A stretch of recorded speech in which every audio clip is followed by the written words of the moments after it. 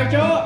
Cho món chua nặng đi ra một đi món chua cho ra ăn tay đi mà mẹ tay đây tay bị chân cho bị xử lý ôi là con giờ đây thôi rồi chứ bây giờ nói cái ăn đâu ấy nhá nói cái này à ôi vậy à mà cái này cho đây không tại ta để đi mà mua ta là đây đi mà vô ê sẵn này đúng không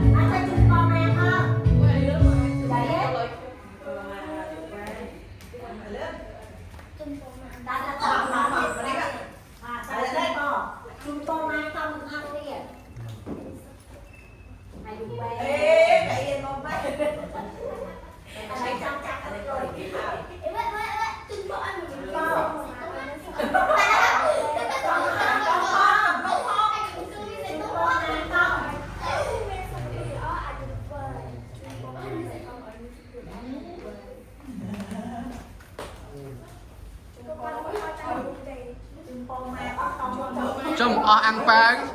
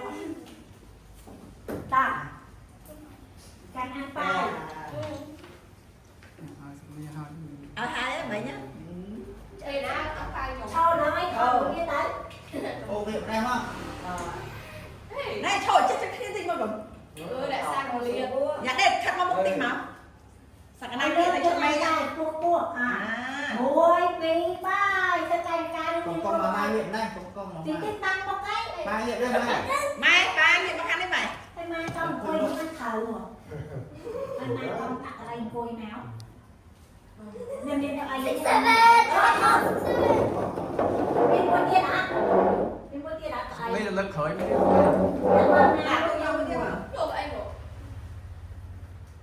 Cái lực khởi mà khởi mà mẹ cho nào miên đó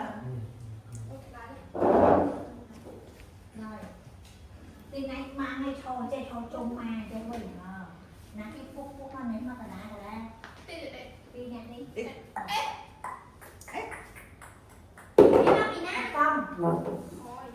không đi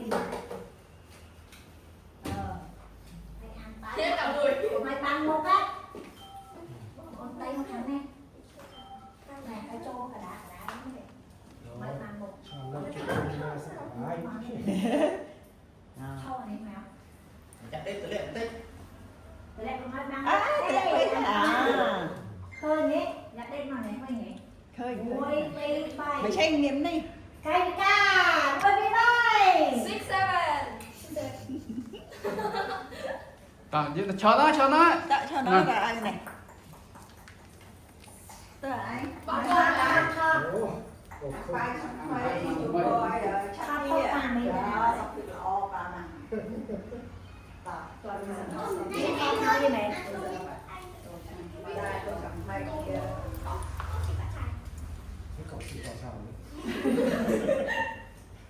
Cho đấy, Cho đấy.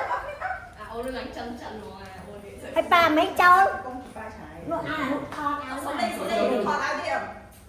Thọt được tăng để kia không thọt. Oh yeah. Nó không đi đâu, nó xong đi chăm cho bác phu à. Chơi đuổi đá. Để cho hai đá là để cho vô lật cho tầm mùi thế đó cho chân cho cái này nó ở đá ở bên đá thế đó cho lật mình Ông. Là không. Cái trâu cái đá thế nào? Khắp trâu thế chứ. Cái trâu cái đá như mà lên pin mà còn áo còn bằng thì Băng phải cả nãy. Sao đến nay các trâu mang tính rồi? Bong bay. Bong. đây bên nhớ đây ngồi. cho tầm mùi lên luôn mà cho cái luôn Mi ớt lâu rồi nó Đây, đây, ẩu.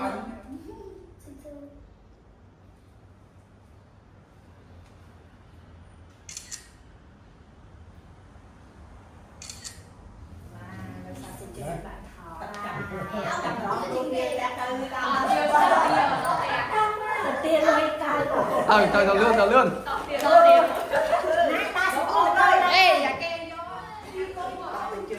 Ê, tao muốn tăng nó là tiền. Đợi ạ. Sắc ly, cảm ơn hoa liên. Cho nào nào. Đây, bật lại. Thôi,